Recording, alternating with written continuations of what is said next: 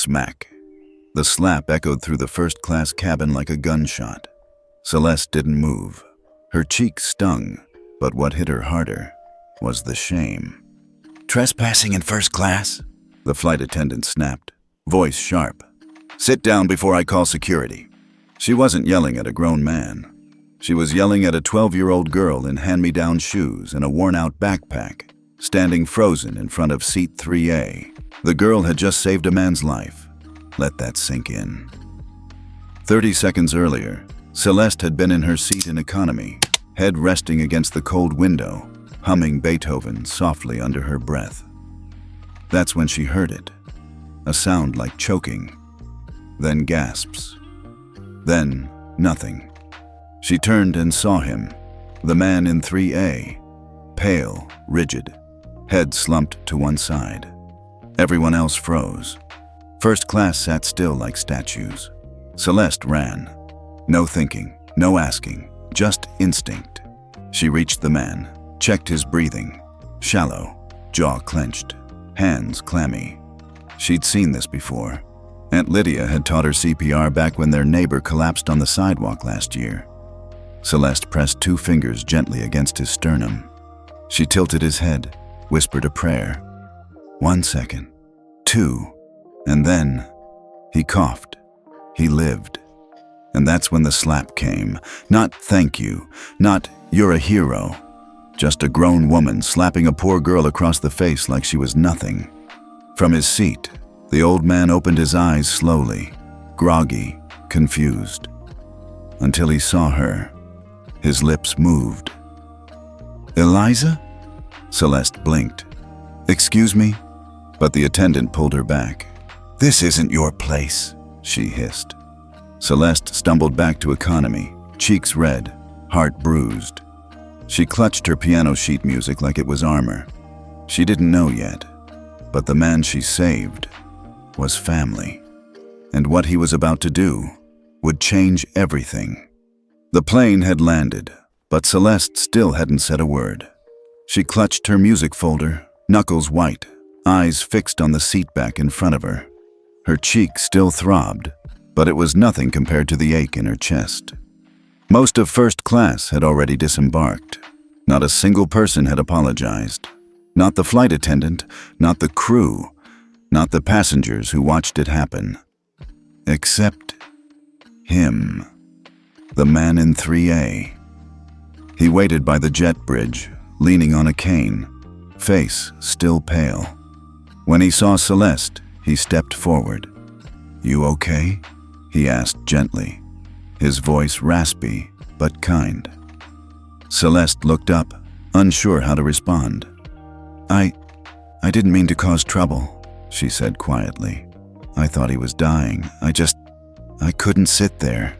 His eyes softened. "You saved my life." There was a pause. Then the old man blinked slowly, studying her face. Something flickered behind his gaze, not just gratitude, recognition. "You look just like her," he murmured. Celeste frowned. "Like who?" He hesitated. "My daughter." That word felt like a drop of ice down her spine. "My mom's name was Eliza Morgan," she whispered. "She died when I was 2. The man stared at her. Then, slowly, he reached into his coat pocket and pulled out an old photo. A younger version of him stood beside a woman in her 20s. Soft smile, auburn hair. Celeste gasped. "That's her! That's my mom!" Silence. The airport noise blurred in the background as the world around them paused. "My name's Henry," the man said softly. "Henry Vale. I'm your grandfather." Celeste's breath caught. She'd come here chasing a scholarship. She had no idea she was about to uncover the one thing she'd spent her whole life missing: family. Henry Vale sat silently beside Celeste in the airport lounge, his cane resting across his lap. The photo of Eliza lay on the table between them like a fragile truth. Too long hidden, too long denied. "I didn't know she had a child," he finally said. Celeste hugged her music folder tighter. "She never talked about you, only that she was alone." Always alone. Henry winced. That's my fault. His voice was thick with something Celeste couldn't name at first. Pride, swallowed by regret. She was brilliant, he continued. Eliza could compose music by ear when she was 6. I thought she'd go to Juilliard. I thought she'd conquer the world. He paused. Then she got pregnant, out of wedlock. Refused to say who the father was. I was ashamed. Celeste's eyes narrowed. So you cut her off? Henry nodded slowly. I told her to leave. She begged me not to. I told her she was throwing her life away. His hands trembled now. I never saw her again. Celeste looked away. Her throat burned. All her life she'd thought her mother had no one, no family, no safety net. Turns out, her mother had been rejected by the one person who could have saved her. I grew up sleeping on a couch, Celeste whispered.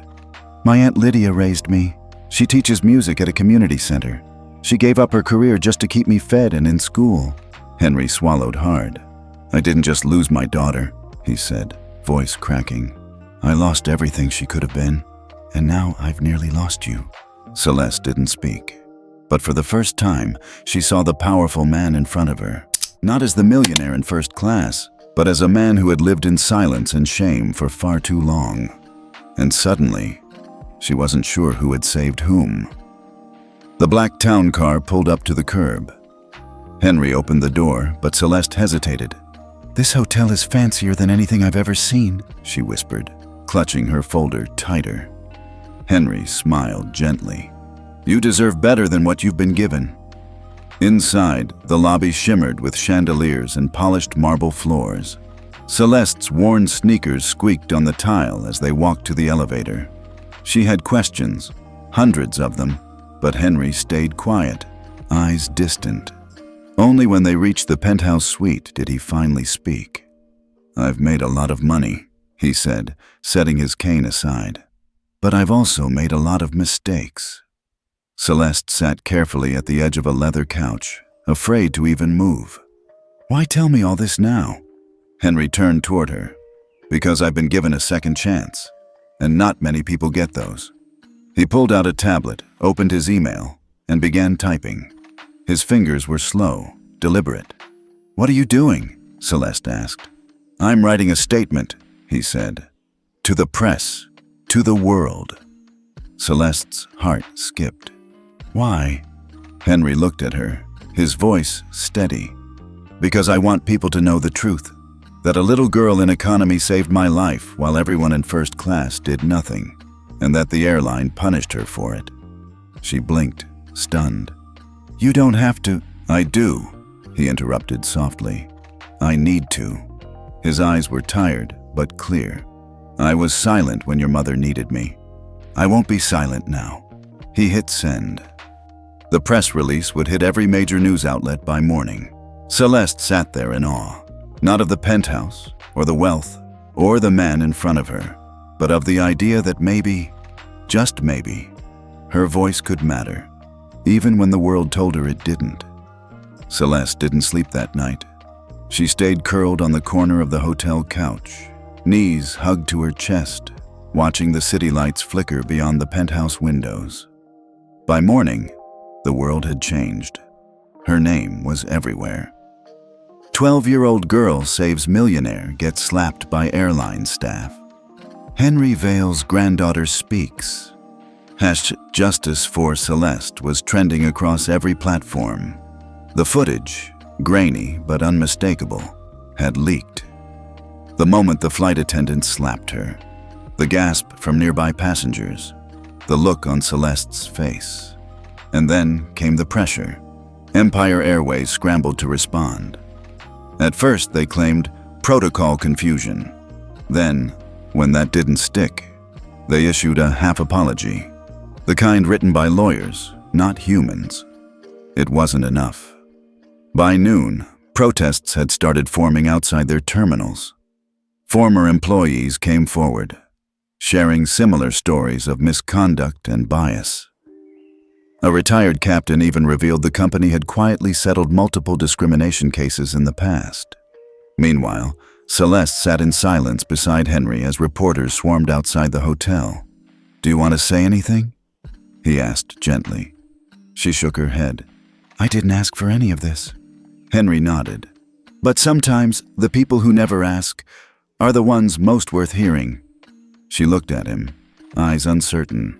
"Do you regret saving me?" he asked. Celeste didn't answer right away. Then she whispered, "No, I just didn't think it would turn into this." That afternoon, Henry walked her into a quiet press room. No flashing lights, no chaos. Just one mic, a few reporters, and her truth. Celeste stepped forward.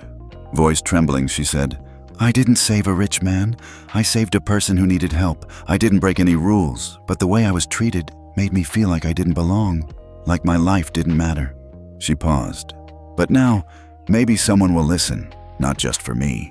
For the next kid who's told to sit down, shut up, and disappear." And the room went still. By the next morning, things escalated beyond anyone's expectations. The FAA released an urgent statement. "We are reviewing Empire Airways' compliance with federal passenger ethics standards following recent allegations involving a minor." Then came the airports.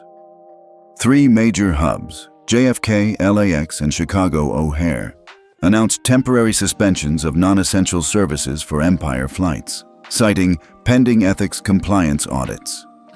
Empire's stock plummeted 19% in 2 hours. But that wasn't what hit hardest. It was the name on the ethics investigation request, Henry Vale.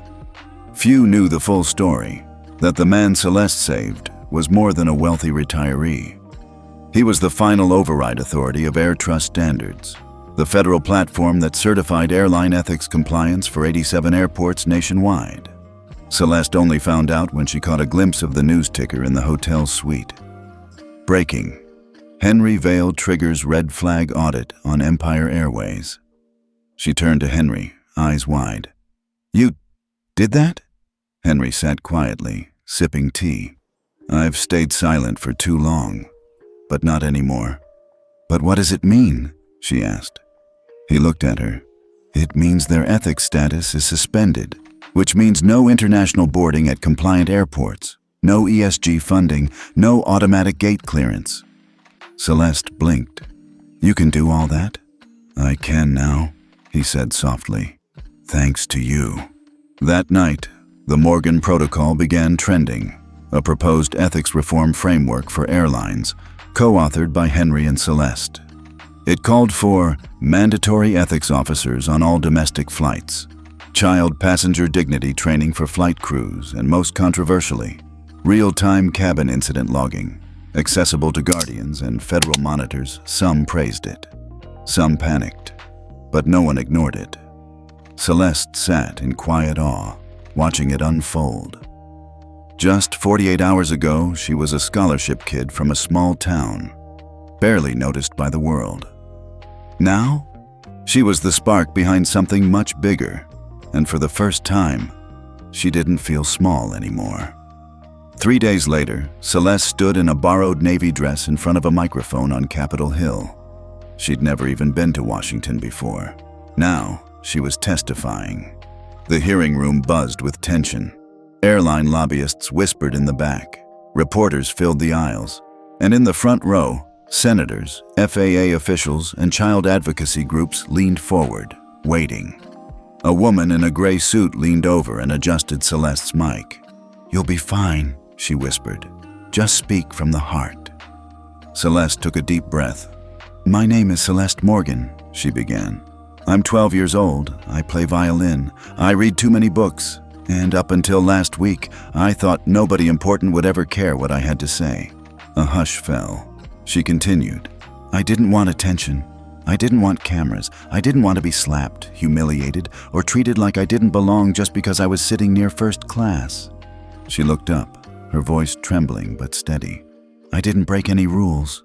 I helped someone, that's it, and for that, I was punished." One senator leaned forward, visibly moved. Celeste held her music folder tighter. "But here's what I've learned," she said. "Sometimes, people don't change until they're forced to look at what they've ignored." She glanced toward the panel. "I'm not here to be famous.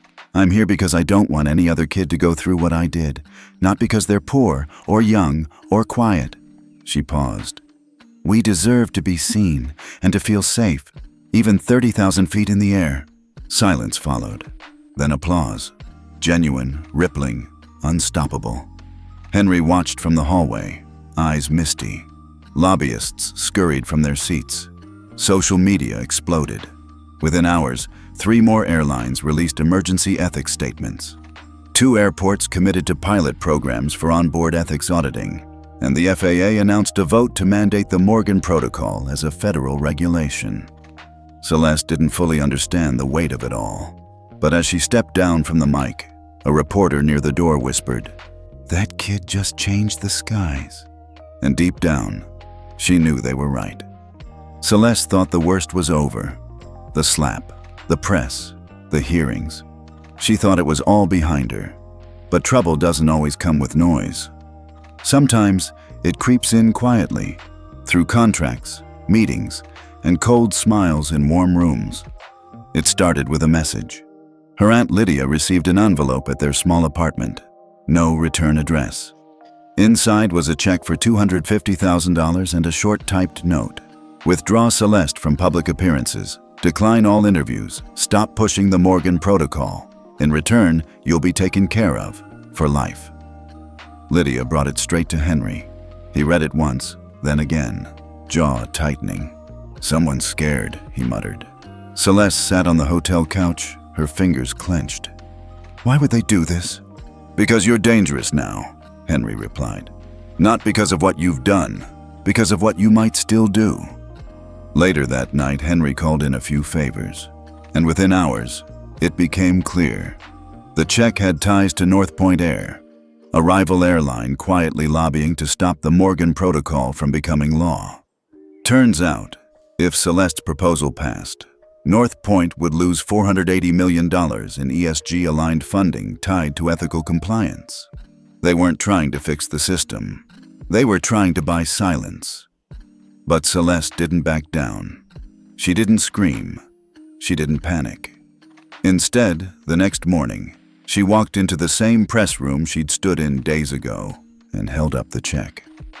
"I was told to disappear," she said calmly. "But I'm still here." She placed the check on the table in front of the reporters. "I'm 12. I play violin. I still cry when I lose a solo, but I'm not for sale." The crowd went still. Henry, watching from the wings, didn't smile. He didn't need to. Because in that moment, Celeste wasn't just his granddaughter. She was her mother's daughter. She was fire. That same afternoon, 3 senators called for an investigation into corporate interference in federal passenger ethics reform. North Point Air's CEO was summoned for questioning. Stockholders panicked. The board began to fracture. The system that tried to silence a child had just handed her the microphone instead. Henry sat quietly at his desk, a tablet in his hand, eyes fixed on the screen like it held the fate of the world. In some ways, it did. Celeste sat across from him, unsure why he'd called her in so early. She was still in pajamas, hair barely brushed. He slid the tablet toward her. "Do you know what this is?" Celeste frowned. "It looks like an app." "It is," he said. "It's the Air Trust Core Ethics Console. I built it with a team of analysts 15 years ago. It tracks and verifies real-time behavior reports from all commercial flights across 87 airports." She blinked. "Wait, you can see what happens on flights? Like, live?" He nodded. "Not video, just data points, alerts, and incident flags." He tapped the screen. "And today, it's yours." Celeste froze. "Mine?" Henry leaned forward. "This console has a feature called Emergency Red Flag Protocol. If you activate it, the system triggers a full compliance audit. Any airline flagged loses its ethics clearance instantly." She stared at him. "But I'm 12. "I know," he said softly. "And I also know you see things most adults overlook. You listen, you feel. You know the difference between polite and right." He took a deep breath. "That's why the board agreed. Temporary override access under my authority. You'll monitor incoming cabin reports for 48 hours. And if you see something unethical, you press the red button, that's it. Celeste's hands shook a little as she took the tablet. That night, she sat in Henry's study, alone, watching the console light up. Flags from flight attendants ignoring disabled passengers, alerts about separated minors, incidents logged and dismissed. And then it happened. Flight 427, en route to Dallas, showed an urgent red flag. Young Asian boy forced to move seats after comforting distressed woman in turbulence. Celeste's jaw tightened. She hovered over the button. She didn't know the boy's name, but she knew what that moment felt like. With one breath, she tapped the red icon. Across the system, screens flashed. Compliance status suspended. Empire Airways. Ethics audit initiated. Within minutes, the airline's access to 23 airports froze. ESG partners issued public statements. 3 flights were grounded mid-preparation. Henry watched it unfold, eyes glassy. "She did it," he whispered. Not for revenge, not for headlines, but for one kid like her who chose kindness and got punished for it. 2 days later, the FAA boardroom in Washington was packed. Behind the closed doors sat representatives from 17 airports, 6 major airlines, 3 ESG investment groups, and the FAA's top ethics committee. At the head of the room sat a simple folder. No fancy label, just 3 words: the Morgan Protocol. Outside, a different kind of crowd had gathered. Passengers, pilots, parents holding signs that read, "Protect our kids in the skies," and "If Celeste could stand up, so can we." Celeste didn't speak that day. She wasn't allowed in the official vote. But she didn't need to be, because every person in that room had watched her testimony, had seen her refuse the bribe, had watched her press that red button not for herself, but for a boy she never met. At 10:42 a.m., the FAA passed the Morgan Protocol with unanimous approval, effective immediately. Every airline operating in U.S. airspace must appoint a child passenger ethics officer. Real-time reporting dashboards must be accessible to guardians and regulatory monitors. Minor passengers may no longer be moved, touched, or restricted without direct guardian consent. And third-party approval. A quarterly ethics audit must be submitted to retain compliance certification. By noon, 3 major airlines announced implementation teams. By nightfall, Hattat Morgan Protocol had reached 28 million impressions across platforms. And Celeste? She sat on the roof of the hotel, a blanket wrapped around her, watching the stars. Henry climbed up beside her, 2 mugs of cocoa in hand. "You just changed the way kids fly," he said softly. Celeste shook her head. "I didn't mean to." "You didn't have to," he smiled. "That's what made it real." She was quiet for a moment. "Do you think she'd be proud?" she asked suddenly. Henry didn't have to ask who she was. "Your mom?" he said. "She'd be in the front row, probably yelling at some senator who took too long to vote." Celeste laughed through her nose. Then her eyes watered again. "She always said people should matter more than money." Henry looked at her. "That's what this protocol is. You made people matter again." 3 weeks later, Celeste was formally invited by the FAA to serve as an honorary ethics youth advisor on the newly launched Child Flight Integrity Board. She didn't wear a blazer. She showed up with her violin case and a backpack full of books, and one rule of her own. If you're going to talk about kids, at least let one be in the room. And from that day forward, the skies never looked the same again. 3 months had passed. The headlines had quieted. New scandals had taken their place. And Celeste was finally back in her old routine, sort of.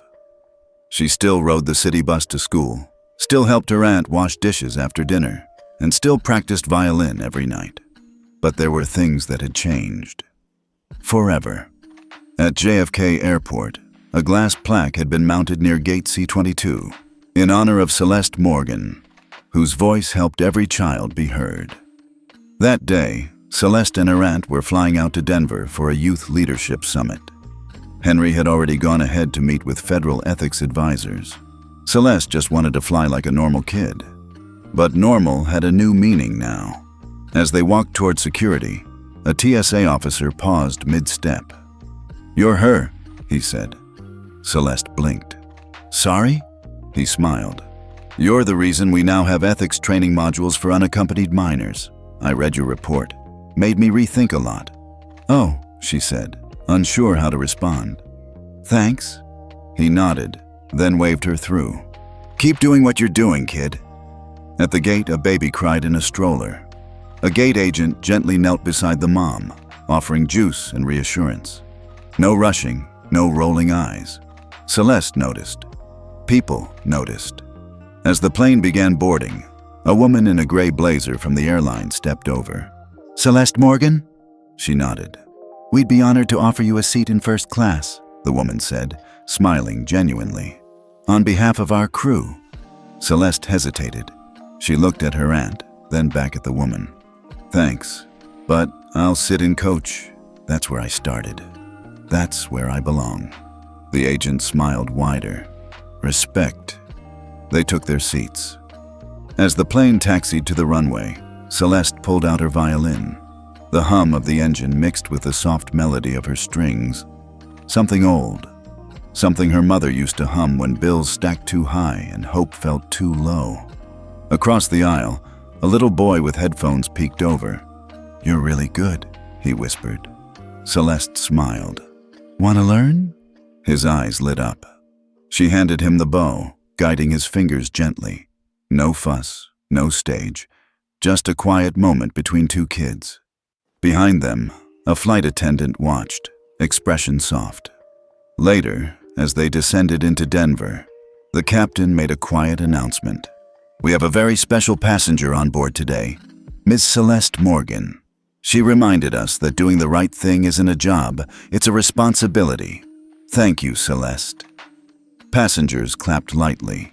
Celeste's cheeks flushed pink. She wasn't famous. She wasn't rich. But in that moment she realized, maybe justice didn't always roar. Maybe sometimes it played violin at 30,000 feet. The air in Denver was thinner, crisper. Celeste stepped off the plane, violin case slung across her shoulder, hair caught in the breeze. She wasn't thinking about protocols or policies or news interviews. She was thinking about her mom. At the youth summit, she was asked to speak last. Not because she was the most famous, not because she was the youngest, but because she was the one who reminded everyone that power doesn't always come with a title. Sometimes it comes with tears, truth, and a 12-year-old who refused to stay quiet. She walked up to the mic, adjusted it down to her height, and paused. "I'm not a lawyer or a politician," she began. "I still forget to do my math homework sometimes, but I remember what it felt like to be ignored, to be called just a kid." She looked out over the audience, students, teachers, CEOs. "I didn't do any of this alone. There were people who believed I could speak before I believed it myself. And I want every kid watching this to know, you don't need permission to matter." She reached into her backpack, pulling out a folded piece of music, her mother's song, the one she'd played the night before. "This was my mom's," she said. "I didn't get to finish playing it for her, but I'm finishing what she started." The crowd rose to their feet as she drew the bow across the strings. No speeches, no laws, just a sound, clear, full, and rising. That day, her name wasn't trending. It was being remembered, not as a victim, not even as a hero, but as a girl who changed the sky and made it safe for others to dream. Before you go, tell us in the comments, if you were Celeste, would you have pressed the red button, or would you have stayed quiet and just walked away? And if this story moved you, share it with someone who needs to be reminded that even a 12-year-old can rewrite the rules. We're Karma Telltales, where every injustice finds its reckoning, and every voice, no matter how small, echoes louder than you think. Tell us where you're watching from, and don't forget to hit that like button if Celeste inspired you. We'll see you in the next story, and until then, Stand up, even when your voice shakes, and no one would dare ask her to move. The sun spilled gently across Henrietta's small backyard in Arlington, Virginia. A year had passed. A year since a flight attendant's mocking laugh echoed across first class. A year since Henrietta Lawson chose silence over spectacle and watched the world shift around her. She sat on a wooden bench near her rose bushes, wearing a soft cotton gi. Not the starched white one she'd worn that day, but one that had faded over decades of quiet discipline. She held a letter in her hands, handwritten, from someone she never expected. Dear Ms. Lawson, I don't expect you to forgive me, but I need you to know that I remember everything. The sound of my own voice, the way I laughed with the others. I thought I was being witty. I wasn't. I was cruel. That flight changed you, yes, but it changed me more than you'll ever know. I resigned from Western Wings 2 months after the incident. I took a job training new crew members on dignity, on restraint, on how to see who's sitting in front of them before deciding who they are. I show them your photo. You didn't scold me. You didn't demand anything. You just held your space, and that silence did more than a lawsuit ever could. Thank you. Jillian H. Henrietta folded the letter slowly. She didn't smile. She didn't cry. She just breathed. Later that week, she returned to the dojo for a different kind of lesson. Not teaching, listening. The dojo had invited a new generation of students, young, old, multilingual, some with visible disabilities, others with invisible ones. All of them wore a GI. All of them had read her story. They didn't come to learn how to fight. They came to learn how to stand, how to sit, how to endure. May, now a junior instructor, watched as Henrietta entered. The room quieted immediately. Henrietta bowed to the class, then walked straight to the back and sat among the students. I came, she said gently, to listen. And that's what she did. As each student stood and introduced themselves, shaky voices, stammering words, different accents, Henrietta nodded after each one. When they finished, she finally rose and spoke. There are fights in life that don't involve fists, she said. Sometimes, the most powerful thing you can do is not react the way they expect. Meanwhile, at Western Wings, a very different kind of transformation was taking place. The airline had recently partnered with the FAA to pilot a nationwide campaign called Know Who's Seated, an initiative focused on rehumanizing airline service through empathy training, equity review panels, and digital tracking of passenger dignity reports. Each participating crew member now carried a small black card clipped inside their uniform jacket. On one side, their employee ID. On the other, a single phrase, dignity is seatless. It wasn't about being perfect. It was about being aware. Henrietta was invited to the launch. She declined the spotlight. Instead, she requested that the seat, 12A from that infamous flight, be retired and placed in the Aviation Ethics Museum in D.C. The airline agreed. Months later, that seat, worn leather, slightly creased, unremarkable in design, was unveiled behind glass. Below it, a simple plaque. This seat was never raised. It was held with grace, with silence, with power. In honor of Henrietta Lawson. The final ripple came not from politics or press, but from children. In a small elementary school in Michigan, a 5th grade class was asked to name someone they admired. Some said athletes, some said doctors. One girl raised her hand. I want to be like Miss Henrietta, she said, holding up a printout from an old newspaper article. The teacher asked why. Because she didn't need to hit anybody to make the whole country listen. Henrietta never set out to become anyone's example. She didn't write a memoir. She didn't go on book tours. She didn't launch a movement. She just stayed seated, in a place where she had every right to be. And by doing so, she reminded an entire nation that dignity is not loud. It's constant. It's earned. And when honored, it changes more than policy. It changes people. Final image. Henrietta, walking through the boarding gate years later. Older now, softer in step, still wearing her GI. As she approaches the first-class section, the crew stands at attention. One of them bows deeply. She nods in return. No words, just presence. Because sometimes, that's all it takes to shift the world. Henrietta didn't shout. She didn't fight back with anger. But the system still changed because she held her space. Have you ever seen someone underestimated until the moment they stood tall without saying a word? Tell us where you're watching from, and if someone like Henrietta ever inspired you to stay true, even when the world tried to push you aside. We read every comment here on Telltales, and trust me, your story might just be the one someone else needs to hear tonight.